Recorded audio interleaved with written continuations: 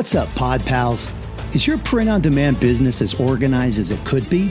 If not, it's time to join the free Pod Foundations Challenge from September 17th to 19th. You'll get exclusive access to the same spreadsheets I use to manage my designs, my SKUs, and all my product details. Plus, we'll walk through how to adapt them for your own business. Don't miss this chance to streamline your operations and set yourself up for success. Head over to printondemandcast.com/foundations to sign up now.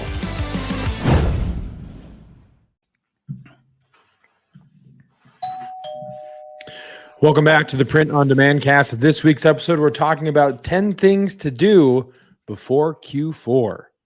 Let's get into it.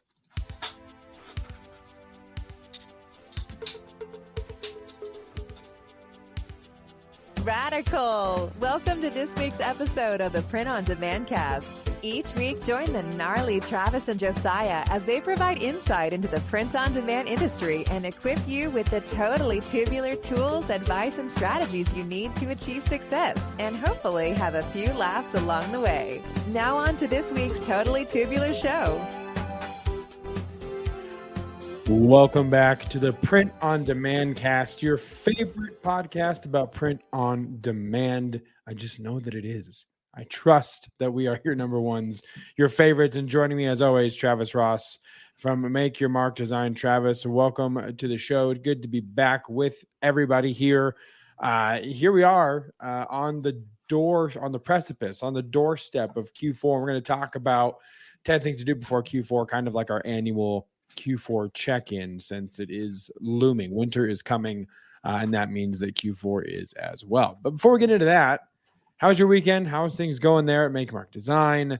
And then we'll dig in a little bit to what last week's episode was also about. So how's things? Yeah, things are going well. I mentioned last week in the episode that I had a friend come over and kind of help me organize my calendar. And so I put all that together last week, and today's the first day of that. And so far, so good. We are recording this Monday. It's about 1:30 in the afternoon. And so far I haven't deviated from my calendar. Though Nice. There's not a big sample size. It's still a win. So Success. yeah, this weekend was good. With band played at a place kind of up close to you. A brewery called Mash Lab. We just did a trio. So it was myself, our keyboard player, and our bass player. He played like cajon and bass, just depending on what, song it was. And Sure. that was fun. Other than that, just like I said, trying out this new schedule, this new calendar thing. And so far, so good. And hopefully I can get through an entire week following my calendar. We'll That's see the goal. how that goes. Yeah. Yeah, that makes sense. In last week's episode as well, you talked about the kind of the POD Foundations challenge. So I don't want to dive into, not document. Well, we are documenting it, but we're also diving into it. A little bit about what the prepping looks like. It starts September 17th, right? Is that, for those listening that don't know, go back to last week's episode and learn more. But Travis, kind of fill everybody in if they perhaps didn't hear episode 210 and you're Sure. here in 211. Yeah, it's a 3-day challenge, September 17th, 18th, and 19th. And we'll do it at 5 p.m. our time, which is 7 p.m. Eastern. It's a free challenge. You'll get all of the spreadsheets that I shared on screen in episode 209. So that's like a master listing spreadsheet, a design spreadsheet. There's all these different spreadsheets, and they all kind of talk together and help you stay organized and help you name all that stuff. But we're going to go beyond, just that part. We're going to talk about some calendar things, like how should we try to stay organized? And then the other thing is that, every single part of my business doesn't necessarily have to be your business. So we are going to have some Q&A where you can kind of ask specific questions related to your business and how you should maybe manipulate some of these spreadsheets to work in your specific situation. So that's going to be really cool. And if you're interested in that, you can sign up now, printondemandcast.com/foundations. That's going to take you to a Calendly link where you'll only be able to see one option to select, and that's the first one. And then so once you've signed up, we'll use email so whatever email you use is where you'll get like the follow-up links to the next, to the Wednesday and to the Thursday challenge. So go printondemandcast.com/foundations, answer a couple questions, put your best email in there, and we'll see you on September 17th. Really looking forward to it, doing a lot of things kind of behind the scenes, getting ready for that, and excited for that to happen. Nice. Yeah, it's going to be fun. It's something that I think doing stuff like this in these free challenges and kind of providing additional content that's resourceful and helpful in one-on-one kind of conversations. You're going to have like live Q&A, I think, right? In the channel, in that night as well. So something that we've been talking about doing for a long time. So it's off the ground. Again, printondemandcast.com/foundations where you go to sign up for that. So before we get into, we have a point of interest this week. We've got a main event this week. So the docket, the schedule is full, but we couldn't go any further without everyone's favorite segment, the weekly dad joke. Time for the weekly dad joke. All right, Travis, what joke do you have for us this week? Yeah, well, last night, Sunday night, church in the morning, kind of a lot of stuff going on. And usually Jeanette doesn't like to cook on Sunday night. So I decided I would make a Hawaiian pizza. And it looked really good. Unfortunately, it ended up burning in the oven. In hindsight, I should have used Aloha temperature. Very nice. Very nice. Feel free to use that at your next poker games, at your water coolers. Open up the conversation with your boss in the next meeting with that joke. I don't know, break the ice, but let us know how it goes. And we'll be excited to hear as always. I don't know that we've heard a lot from listeners that they've utilized these jokes. Have you heard? I can't remember that specific feedback, but I have to imagine they've utilized it. No, I haven't heard if they use ours. However, they do tend to post dad jokes in our Facebook group ad nauseum. So yes, it's a lot. For a second, it was like, do we take away the segment because that's all we're getting in our Facebook group is dad jokes, but nonetheless, the segment prevails, and we move on to this week's point of interest. Well, howdy, partner. Welcome to the point of interest part of the POD cast. So grab your hat and hold on tight because we got some learning to do.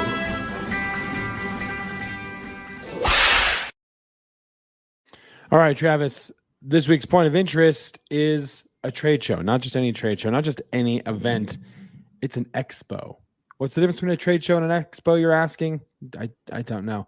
But I feel like maybe more exposition at one than the other. Nonetheless, it's happening. Printing United Expo, September 10th through 12th in the city that does not ever seem to sleep. Not New York, but Las Vegas, Nevada. Travis, you are planning on attending, correct? You're going to be there in person and tell people kind of what they can expect. I know I've been to one of these when it was known as another title. But yeah, let people know what to expect, where they can sign up, and how they can connect with you. Maybe add a Calendly link to just hang with Travis at like Caesars and play some Pie Gow. I don't know, but tell the people what they need to know about Printing United Expo. Yeah, Printing United is like all things printing. So it's not just like we talk about the Impressions Expo, and I love the Impressions Expo. That's more apparel decoration specific.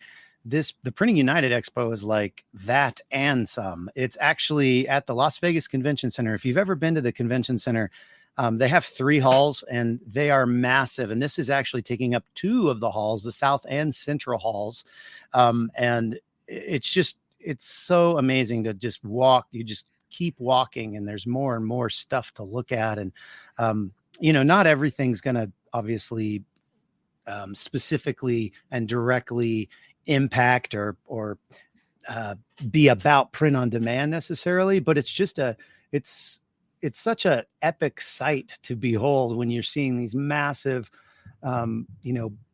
banner printers that are like doing, massive signs that you're going to see on the side of the road on billboards and stuff. And they're just woo, woo, all the way across, and I remember the last time I was there, I saw a 3D printer that was it was big as a small room. It was massive. You could do like a life-size 3D print. So there's just really, really cool stuff there. For example, in the category, if you go to their website and you search by the vendors by category, in the category of heat presses, there's 18 different vendors that are going to have a heat press of some sort. So, I mean, that's just nuts, so everything from apparel printing, of course, they are going to have DTG, DTF machines there, and all the, sublimation, all the usual suspects. But they're also going to have laser engraving, UV printing, 3D printing, like I said, embroidery. They're even going to have like book binders, business printing, direct mail, like is a huge machines, like CNC machines that are like cutting into metal and wood and all this stuff.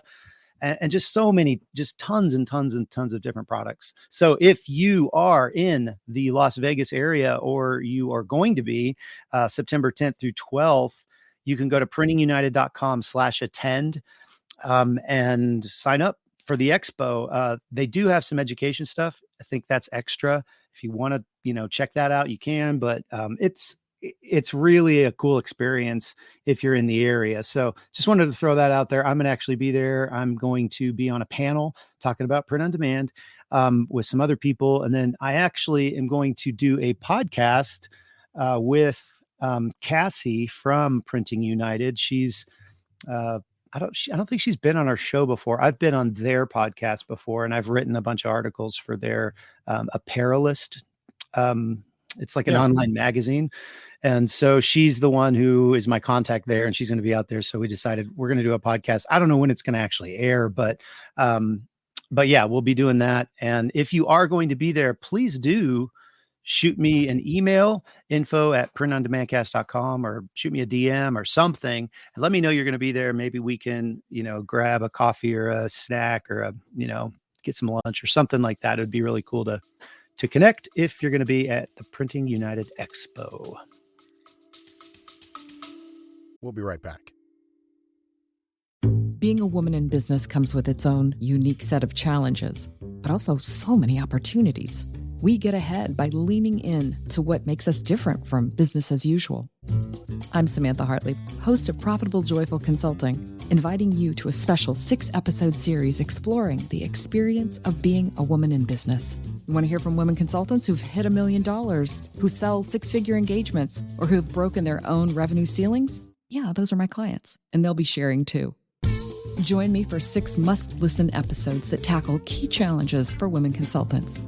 Follow Profitable Joyful Consulting on your favorite podcast app. Awesome. Well, there you have it. That's all you need to know. I mean, I can say, again, I've been to this show before when it wasn't called Printing United. I've been to a couple other. ASD is another one that happens in the same location for kind of the Amazon reseller segment of folks, or just anybody really. It's the affordable shopping destination, and it is wild. The amount of people, the amount of vendors, the amount of things you'll see, it's nuts. And then it's in Las Vegas, so when you're not on the floor, you can do something cool, go see a show, take the high roller. Highly recommend that. Yep. Personal experience. Lots of I'm gonna go to the Sphere. I've decided. Oh, I'm gonna go to the Sphere. Yeah. Check that's going to be incredible. I saw something recently online about someone that like looked at or went and watched their like ocean presentation they have in the Sphere, and it looked crazy. So yeah, I can't wait to see it. Can't wait to hear about that for sure. So with that being said, like we covered at the top, Q4 is almost here, and there's 10 things that you need to do before it arrives, and we're going to cover those 10 things right now in this week's main event. Main event, main event, main event, main event, main event, main event, main event, main event, main event.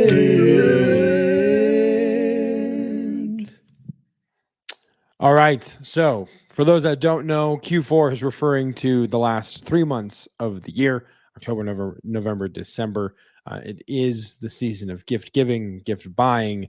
And as people who are selling on online platforms, things that people would want to purchase for those gifts for the loved ones, it results in a wild increase in volume. So every year we talk about Q4, kind of a check-in point, because I remember when I was in the industry in the day-to-day, every Q4 was different. And so the only way to have an idea of what Q4 would be like was to kind of take notes and document what the previous one was. And you had some kind of baseline, but it would always change. So every year you're having to prep and anticipate something different, but also try and improve and better upon the systems of the last. So that's why we do this, because you could do 50% of your entire year's revenue in the final month of the year, which is nuts. And there's only 1 month left till Q3, Travis. So we're diving in 10 things people need to know. Yeah, we're at the end of August, September, and then October's here, So while the craziness doesn't, usually get started till late October, into November, and then it really kicks off on Black Friday, but still, it is something that you're going to see. If you've not been in the print on demand game or in the e-commerce game, it can be absolutely nuts. And, and it's a good thing. We want it to be nuts because that means we're selling a lot of stuff. So, that's why we're talking about how to maximize your potential. We're not giving you the keys to the kingdom. You're not just going to automatically just sell a lot more in Q4 unless you prep for it, unless you prepare for it. There's potential to do a lot. And so, but you need to prep. So we're going to talk about 10 things that you should at least consider doing before Q4. Some of them you may have already done. Some of them you may already kind of have on a schedule somewhere, or, you're planning on doing it. But let's jump into these 10 things. What's the first one, Josiah? Yeah. Number 1, add more listings. This is number 1 for a reason. This is the number 1 suggestion that we have for you. The more offerings you have, the more potential to sell. It's kind of like a moment, right? It's a volume game. And people are going to be purchasing in volume for the holidays. So add more listings as soon as you can, quickly as you can. Again, it kind of goes into the whole spreadsheets and uploading and flat files and that kind of thing. But you're going to want to increase your listings because there's more probability to sell, and that means more money. We said 50% of your year could be done in the last month. How does that happen? Add more listings. And it's going to be, it gets gangbusters sometimes, especially if one of them hits, and you'll be glad you added that extra shirt if that's the one that just takes off for the season and results in a spike in your revenue. So that's there's so many like factors into what could hit and what couldn't, but why not have more opportunity for that by having more listings? I mean, that's really, like you said, this is the number 1 suggestion, because it is kind of a duh, we just having more listings, you have more potential to sell stuff. So even on Etsy, where it costs money, if you have a certain amount of money that you want to allocate towards listing per year, allocate most of it in Q4, because you get that 4 months. So right about now is when you should be starting to list those things, because they're going to be falling off, at the end of December after this craziness, 1st of January. So just don't, you don't have to necessarily select always, relist all the time. So you can just kind of utilize that 4 months in the most popular buying time of the year. So add more listings. That's number 1. Yeah, absolutely. Number 2 in the list is order flow. The question here is, do you have a good system for processing orders? And nothing will test that answer like November and December, because you'll find out if you have good systems just across the board during Q4, but particularly in your order process and the system that's there. Whatever that looks like. And this is something, again, that I think is applicable at this point is applicable to many things that we'll cover, but don't build for where you are, build for where you want to be, and pay that growth. And so the question is, what does that process look like? PODcast episode 16 in the archives, we cover order flow. And kind of at that time gave some insight to how I think both of us were processing orders and ways that you can build systems to process orders as well. Yeah, I mean, I think the organizational challenge that we're going to be doing, the Foundations Challenge, we'll talk some about that, because having that organization will help you with your order flow. I mean, a lot of our listeners are, they've just connected to a Printify or a Printful, and it's, anytime they get a sale on their Etsy account, it just automatically flows in. And that's great. The question is, what about custom orders? If you're doing personalization or things like that, because that is, I mean, as we've talked about a ton on the podcast, that's very, very popular. So how is that order flow looking? What exactly are the steps in order for someone to order something and have it and like enter in the customization details? And then you have to now create the art and then get it to your print provider. What does that look like? Are you able to handle an extra 10, 20, 30, 50, 100 of these potential orders? Or are you going to need to get some help? Because right now is the time that you need to start being training a virtual assistant to do some of those things for you, to keep an eye on that account, and if it does all of a sudden just explode, you've got some backup there. So the last thing you want to do is like turn off your listing because you just can't handle the volume. That's why we're talking about this podcast, or that's why we're putting this podcast out now, so you can plan to be ready for that awesome problem, Yeah, totally. Yeah, it's a good problem to have when you get there. Number 3 on the list is pricing. Have you considered the rising cost of goods? It's happening and it continues to happen. Printify just raised their prices, and that's in this week's newsletter. What newsletter? What are you guys talking about? PrintOnDemandCast.com/VIP is where you can go to get that newsletter and find out more about that.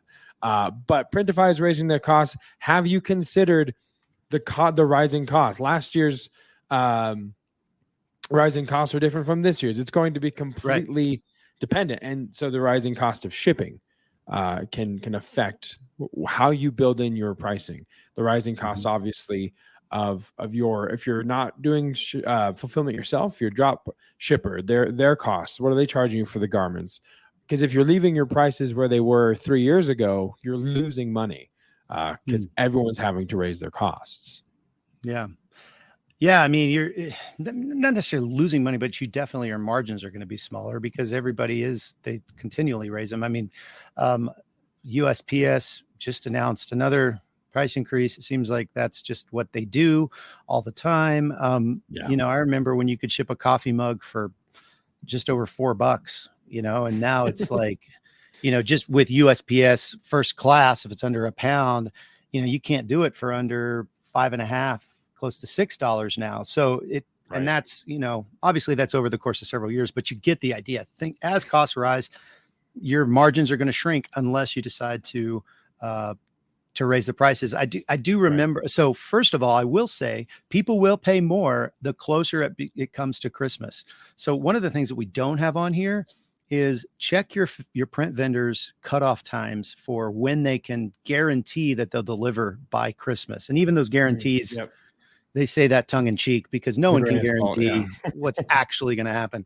But they may say, hey, you can't send anything, or any orders that happen after the 10th. We can't guarantee that it'll get there in time for Christmas. And that's really unfortunate because the biggest buying time is between the 10th and the 20th. That's like the crazy time. So if you can find a print on demand vendor for a similar product or the exact same product that says, hey, you can ship or you can have orders come in that we guarantee will get there by Christmas until the 13th, you've just increased the amount of revenue that you can do in Q4 relatively easily. So And, that goes back to how have you organized things? And, are you able to pivot to a new, new person or new vendor for something like that? But those are some of the things that you should be thinking about right now, because, and then the last thing I'll say is in Q4, you can typically charge more for products. I remember many, many years ago, I decided to raise my prices on my coffee mugs. I had 11 ounce and 15 ounce mugs. And I was like, it's Q4. So I just put an extra $5 on the 11 ounce and an extra $5 on the 15 ounce the 15 ounce. And they did not slow down. They did not slow down at all as far as sales go. And so much that I was like, I think I'm going to keep these prices forever now.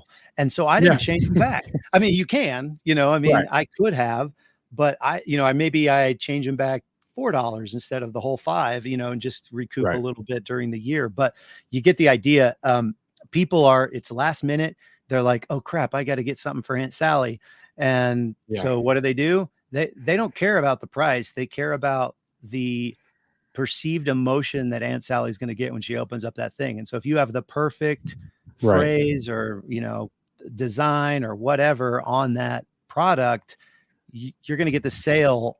I mean, obviously there is probably an upward level of, you're not going to get the sale anymore because it's just, I'm not going to pay $100 for an 11 ounce coffee mug. Sure. But you might be able to get an extra $2 or $3, so definitely consider your pricing, not only because of the rising cost of goods, but also because of the season that we are going into. Both of those should influence your pricing decisions. Absolutely. I remember having those conversations with you about because you were telling Jason and myself, hey, this is what I've done in Q4 and no one batted an eye. So consider this. So it's worked, folks, what I'm saying. It's advice that has been applied and it worked. Number 4 is a question, really, something you need to answer and make sure what you're doing is, are you tracking your orders? Now, if you listened last year, maybe you've got this info ready to help you plan better, but you need to keep track of what is selling and how much so that next year you have a leg up on the process. When I was talking about when we were when I was in the day-to-day and we were going from Q4 to Q4, that was something to pay attention to. What are the winners? And we'll get to another reason why you want to track your winners that could be advantageous and kind of help increase volume as well. We'll get to that in this list, but you want to keep track of what's selling and how much is selling so that when you come back to Q4, that these certain designs are going to sell better, or gives you an idea of maybe more designs to create like the ones that were winners. You just need to have that data.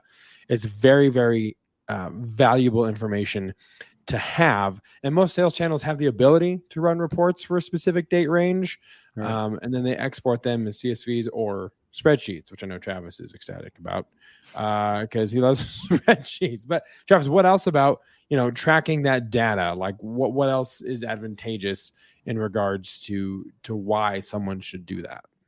Yeah, I mean, obviously you want to track your data and which of your products is selling well, but you can also expand this concept to your research, because a lot of our, the tools we recommend, specifically like on Etsy or whatever, like an Everbee or an eRank, they will allow you to put in date ranges and see what products were popular. And so you can use that data to create new products that did well last year. You might not have thought of it, but somebody did. Now, obviously you don't want to copy anybody. And we always talk about that. Don't copy other people, make it unique, make it your own, change some things about the design, about the wording, but the concept itself obviously hit a nerve last Q4. So how do we take that data and apply it to our products so that we can take advantage of those potential winners for this year? And then after the Q4, you download all the reports of your sales and you see if it actually, produced results, if you actually saw some sales from those new products that you entered in, and then you can use that data again next year, as well as more research. So this is a huge one. And I think a lot of people don't think about this or don't really want to put the work in to focus in on this, but it's, you could be leaving money on the table if you don't take the time to actually track what sold last year in your own print on demand business and in other people's print on demand business. Yeah. Absolutely. Number 5, moving right along. If you're doing fulfillment, do you have enough product and shipping supplies? Now, for me, this is where in the beginning, when I said build for where you want to be, not just where you are, this system of how we tracked inventory was not where we wanted to be. It was very much where we were. And then 3 years later, we weren't there doing way more volume, but we didn't change that system. And so it was an absolute dumpster fire trying to figure out quantity, what's in stock, what's not in stock, who pulled that, did you pull that? We had 3 or 4 people working for us. It was atrocious. So Travis, you had a system, Make Your Mark Design, Kanban cards. Tell people a little bit about those if they haven't heard of it before. Longtime listeners of the show have heard us talk about Kanban cards, but if someone's like, what in the world is Kanban? Sounds like somewhere I could get a killer boba or maybe some sushi, but it's not. Maybe, but it's not what we're talking about. Tell them about Kanban cards. Kanban cards are part of the lean manufacturing system. So this was actually, and many people know way more about this than I do, but it was popularized by the Toyota car company in Japan years ago. And it created kind of the Six Sigma stuff. And, you got black belts in it that can really kind of come in and organize your stuff. And they have all these different ideas of waste. And so like one piece of waste is like, how many steps does it take for you to go from your heat press to where your transfers are? And if it's too many steps, you're wasting, so you move the transfers closer to the heat press, or you move the heat press closer and you're wasting less. So that's the idea. There's a whole lot more to this, but one of the ideas or things that they would do was use these Kanban cards, and these Kanban cards would, the way we use them. So we would have stacks of, maybe 10 large black shirts, or black's a bad example because we used full cases of those because they were the most popular. But like maybe we have, 10 large royal blue XL shirts. And so at the bottom, maybe on, between the third and the fourth shirt, we would put a card in. And what this card would tell, it would signify when somebody pulled those shirts and they got down to that card, that means, oh, we need to reorder. And so you would take that card and you would put it in a little spot that we would be reordering from. And so someone would have all these cards and they would take them to the computer, and they had little QR codes on them. So the person could just QR code it. It would take them right to the product page. They could say, okay, we need another. And then on the card, it would tell you how many to actually order. So in Q1, 2, and 3, we'd have a certain amount that we would want to reorder. But in Q4, obviously there's a lot more volume. We would reorder more. So there would be 2 numbers on there for the reordering purposes. And then it would also have like a second QR code and we learned this from 2020 when getting apparel was really challenging. If, vendor 1 was out of this particular size or style or color, we would go to vendor 2. So we would put up to 3 different places that we could get this one particular product. A lot of times it was like a Gildan t-shirt or something like that. And so using that system or a system like it can really save you a lot of pain, because you always are reordering before you need more, and you're not just, oh crap, we've only got 1 left and this order's calling for 3, You've already reordered them. At least they're going to be there tomorrow because when it got to 4, you reordered, if that makes sense. So that's the Kanban system. But if not that system, what are your systems if you're doing fulfillment? So a lot of our listeners are not doing fulfillment. This doesn't necessarily apply, but if you are, what are your systems for ordering before you run out? You need something. I think the Kanban system really worked for us, but maybe it won't work for you for a variety of reasons. I was mentioning, like with our black t-shirts, every single size would have, when we finished, we would always have 1 case extra. So we'd be, going through a case. And when we got to the end of the case, we'd have another one there and immediately we would order. So It depends on the volume of the potential product or the particular product that you're using, and how much you're going to go through. And again, going back to the previous point, having the looking at the order data from the previous year is going to inform your decisions on how much you should have on stock and where you should at what level you should be reordering. But this is something to definitely think about. I tell this story every year, but I needed we ran out of bubble wrap, and we tried to stock up, but we ran out of bubble wrap. And I remember spending hours calling on the phone to different places to try to find a specific bubble wrap that was perforated in the right spot and was the right width and all of that. And I had to go, physically pick up multiple orders of bubble wrap multiple times in Q4 because our vendor ran out, and we didn't plan to have enough on hand. We just assumed that we could just get it from them all the time. And unfortunately they ran out. They weren't going to get anything for multiple weeks, and we couldn't ship coffee mugs without it the way we were doing it right then.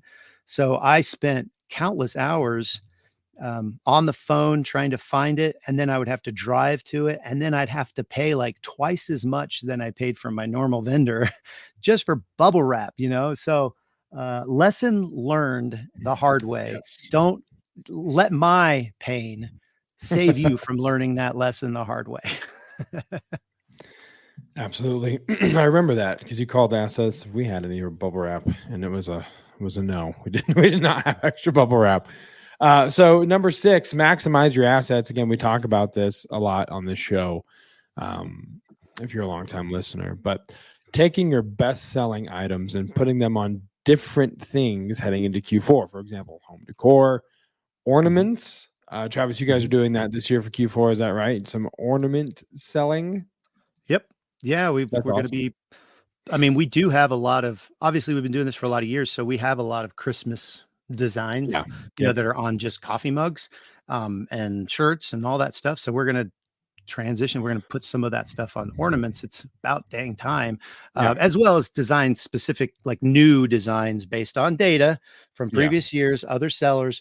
We're going to put some on those ornaments this year. So that's a good one. Absolutely. And you can consider other items too. You think of stocking stuffers, right? Everyone's going to have stockings during Christmas. So stickers, pop sockets, keychains, like those kinds of things, decks of cards, whatever. That you can have, that people can buy and easily fit in those stocking stuffers. So again, just taking what is already existing and maximizing that, and by putting them on different substrates and different items and create new revenue that way. That's the easy way to create new listings, by the way. It's just putting your stuff on new items. Yep. The other part of this that I don't think we talk about, but and you've heard us talk about a million times, when you're talking about maximizing your assets, maybe consider going onto a new channel. Right now is when you should do it. Don't wait until October, November, because your listings won't have time to kind of get into the algorithm of whatever channel that is. But if you're not selling on Amazon, or you're not selling on, you are selling on Amazon, you want to maybe check out Walmart. Right now is the time that you should, if you want to implement a strategy to maximize your assets by jumping onto a new channel, do it right now. Start the process now. With Walmart, it might take you a couple of weeks to get approved, but it's still, if you've got everything ready to go, you've already got your products, going onto Walmart's not that difficult. And you could double your sales this year just by doing that one thing. That's not creating any more designs or new products. That's just getting in front of more people. So maximize your assets is huge for in a lot of different ways. There's a lot of ways you can go about that. I just wanted to, sorry I interrupted you. Just wanted to you're good. Absolutely. Yeah, absolutely. So number 7 is more for drop shippers. Again, we address those that might be doing production, but for those that are not drop shippers, do you have a backup supplier for your best sellers? Now, this is something that we learned during 2020 when the entire world shut down. Right. And we didn't know we needed backups until there was no other options. But it's just as important now as it was back then. It's still a good thing to have figured out prior to Q4, just in case. Again, we have a month left before Q4 really hits, maybe a month and a half. before the craziness of Q4 starts to kick in. But you have plenty of time now to look at those potential backup options. And we've got plenty of vendors on our resource page to choose from. That's printondemancast.com/resources to figure that out as well. But Travis, they need to do it now because there's a few things you need to figure out before they make that switch in the filling out process. So to understand their ordering process, talk a little bit about that as well in terms of more advantages to taking care of that now as opposed to under the gun in December. Yeah, I mean, the last thing you want to be doing is like a vendor runs out of a specific, product or something that is really selling well for you. And then you're like, well, I have a backup vendor, but I didn't do the legwork to know how to get the orders easily to them. And so now every single time somebody orders that product, you've got to copy, paste. It's not automated. So that's kind of what we're talking about. Like set up the systems, understand the best way to import into that new, that secondary vendor, if you will. This goes along with pricing. Maybe it's time to shop around with some of your vendors because prices have increased on this platform or from this vendor, but maybe they haven't quite as much over here. And so having both of those options, you might even want to switch before Q4 just to make sure, just to get the best possible bang for your buck. But even if you don't want to do that, understanding the automation process of getting them orders automatically the same way that your primary vendor does in case that vendor runs out of extra large black t-shirts or 11-ounce coffee mugs. I mean, oh my gosh, can you imagine? Now, I will say that like Printify has kind of a backup system you can select in your settings where if somebody's out of something, it'll automatically reroute to a secondary vendor. That said, that secondary vendor might charge $5 more than the first one did. You just don't know until it happens. So having those systems in place, you can avoid being overcharged for something. Later down the line, you can go, nope, I want to select my other vendor because I've already got it all selected. I've already got it all in place and blah, blah, blah. And I know who I want to choose. Maybe I've even gotten samples from them. So I know that their quality is just as good as my primary vendor. All those things, just have that in the back of your mind and consider going through that pain now so you don't have to worry about it in the thick of Q4 orders. Yeah. Yep. Number 8. Have you considered selling on Fulfilled by Amazon or Walmart fulfillment services for your best sellers? Travis, explain what that process looks like. Because we talked about identifying your best sellers, and now you can take those best sellers and sell them FBA or WFS and make things a little bit, I guess, maybe in the long run, a little bit easier on those listings as Walmart and Amazon handle the fulfillment of those. But I know it's something you've done quite a bit with your best sellers. So kind of explain what that process looks like just briefly as we continue through our list. So Print on Demand Cast episode 6, way back when we talked about selling on Amazon, and we explain FBA a lot. Walmart Fulfillment Services is newer than FBA, so it hasn't been around as long. I've only done one shipment to Walmart Fulfillment Services, and that's a whole nother podcast. But the idea of utilizing this goes back to understanding what sold last year, understanding your best sellers, what are the good sellers. And so I remember several years ago, we made 4 pallets of, I think 20 boxes that each had 36 mugs. Each one of those boxes had 36 unique designs. So we chose, 20 times 4. So 80 different designs of 11-ounce mugs. Maybe a few of them were 15. I don't remember exactly, but we put them all on these pallets and sent them into FBA. And the benefit of this is that, and you can use your existing print vendors. If you want to do this, go ahead and send me an email to info@printondemandcast.com and I'll send you a specific print vendor that does this really well. They've done a ton of FBA. And if they have your product that you want to send in, they're probably the best one to go about doing this if you're selling on Amazon. So go ahead and send me an email if that's you. But what happens is let's say your primary print vendor says, well, if we don't get the order by the 10th or the 11th of December, we can't guarantee it for Christmas.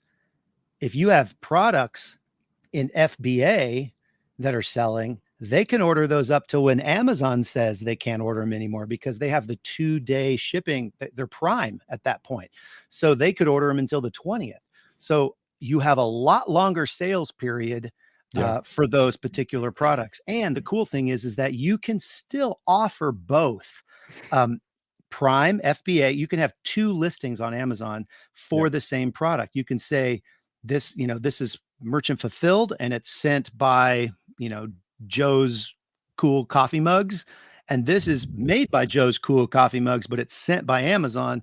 And so you can, if you want to, maybe you make more money when you sell it merchant fulfilled, you could raise the price on Amazon $1. So the buy box on Amazon is always saying your merchant fulfilled product, and you sell that until it's not going to reach them in time for Christmas. And then it'll switch over to the FBA product, which is selling for more and will sell until like the 20th or the 21st, or, maybe even the 22nd, depending on, where they're located in the country, because Amazon's algorithm on their buy box is that detailed. It knows, oh, well, we have one in Des Moines, Iowa, and this person is just down the street. So we'll sell it to them on the 23rd because we know we can get it to them before Christmas. So it's just a great idea to consider this for your best sellers. I wouldn't just send everything in, but if you've got some things that have sold and you're selling on Amazon, why not take advantage of those extra 10 days that Amazon can do the fulfillment for you? It's just a really good business decision, I think. Yeah, absolutely. Number 9 is one that hurts my brain. Emotional damage. If your bookkeeping figured out, is number 9. The cost of goods. We've talked about fixed costs and variable costs and all these other things before on the show, but you need to know what your expenses are, because at the end of the day, you need to know if you're making money and charging enough, and your sales price is set at a place where you are making money. And so much goes into that. So much goes into it. Neither Travis or I are necessarily savants at bookkeeping or certified public accounting. So I would recommend talking to a CPA before the end of the year to make sure that you have a good idea of what you're walking into, where you're at in terms of your margins and your costs as you are heading into the busiest time of the year. Yeah. And the other reason you want to talk to them is because if you have made sales, if you had made some money, what is your tax liability for these? What's the best way to save on taxes? And so it might be that you need to buy a piece of software, buy a whole year subscription to place it, or to, create a fabric or whatever, just to save on your taxes, because you can write, again, we're not CPAs. This is not tax advice, but you could potentially save on your, like, what you have to pay the government for your revenue, like what you made. So you want to try to balance that by spending as much as you can. You don't want to make anything on paper if you can help it, because that'll lower your tax burden. So that's what a good bookkeeper can help you do. That's what a good CPA can do. If you don't have one, they do get booked up at the end of the year, because a lot of businesses close their year or close their calendar. They're on a calendar year schedule. And so they might get booked up in December. So it might make sense for you to get on their schedule now and find that bookkeeper. So you have, that December 22nd appointment already, and you've seen most of what's going to happen that year. And so you can go, okay, I'm doing pretty well. I've, made a certain amount. I'm probably going to make this much more. What should I do? So that's a good thing to do now before they get booked out. Finding a good CPA is so great. It's so wonderful to have somebody who's actually on your side. It really is. Yes. It makes a world of difference. I love my CPA so much, especially as an independent contractor, 1099. She is my favorite person at tax time. So, number 10, and the last one on the list here is put a strategy together for Q4. This is where everything kind of comes together for you. Take some time and go through these 10 things and put pen to paper and decide on a strategy and how you're going to address all of these items on the list. For instance, how many listings do you want to create? And are you going to create a new product? How many?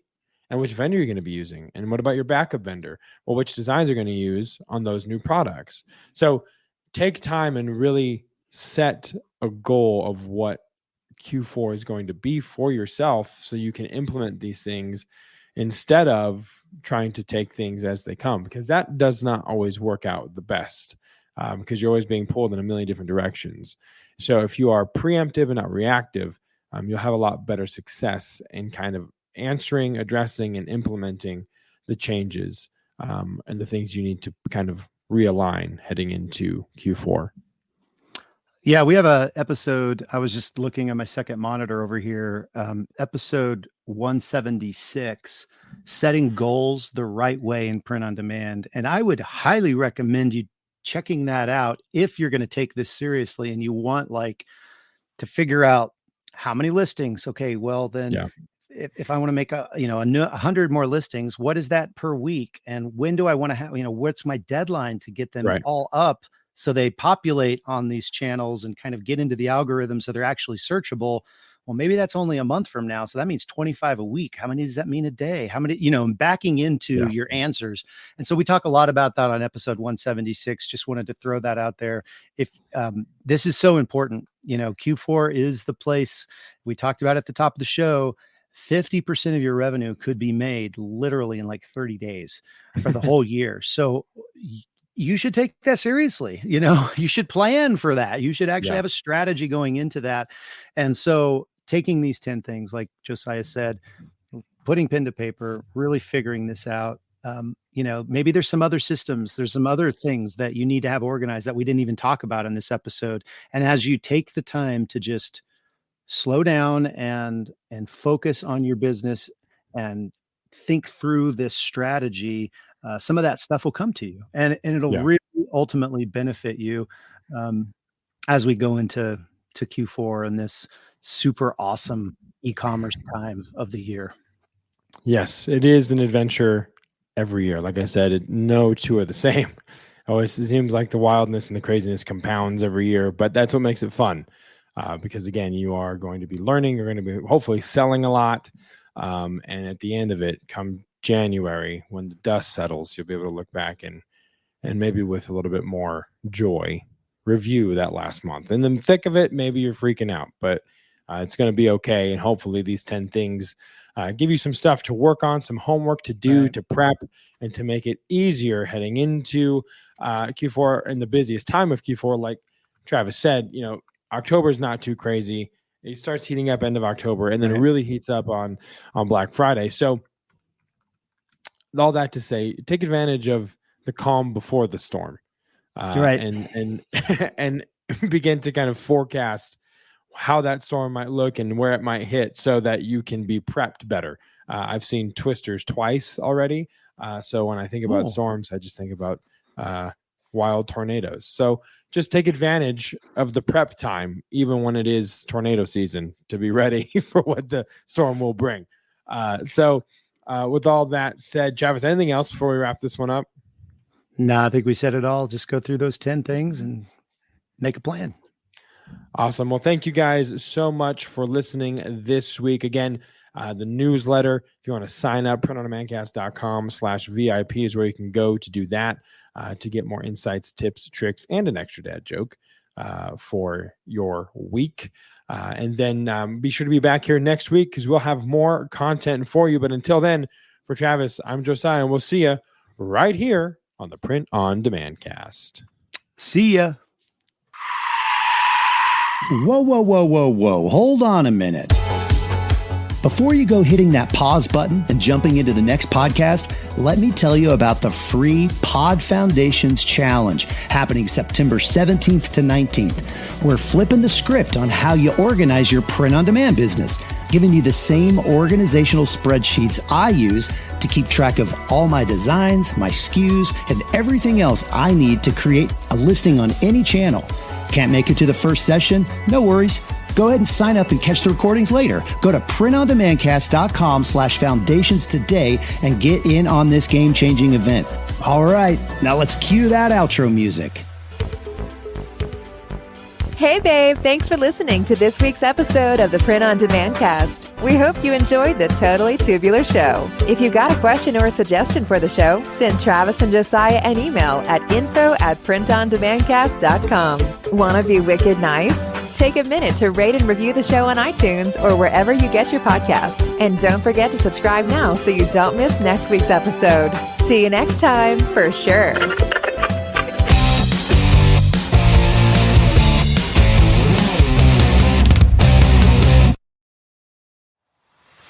Hey there, Pod Pals. Are you a print-on-demand creator looking to stay ahead of the curve? You want to know exactly when to launch your designs for every key season and event? How about a chuckle with an extra dad joke to brighten your day? If you said yes to any of these, then it's time to join the Print on Demand Cast VIP list. As a VIP, you'll get our free annual design calendar, an amazing guide to help you time your creations perfectly throughout the year. And of course, we'll include a bonus dad joke each week as well. Signing up couldn't be easier. Just visit printondemandcast.com/VIP and enter your email. Don't let another day of potential pass you by. Become a part of the VIP list, grab your annual design calendar, and let's dive into a year of inspired creating together. We'll see you on the other side.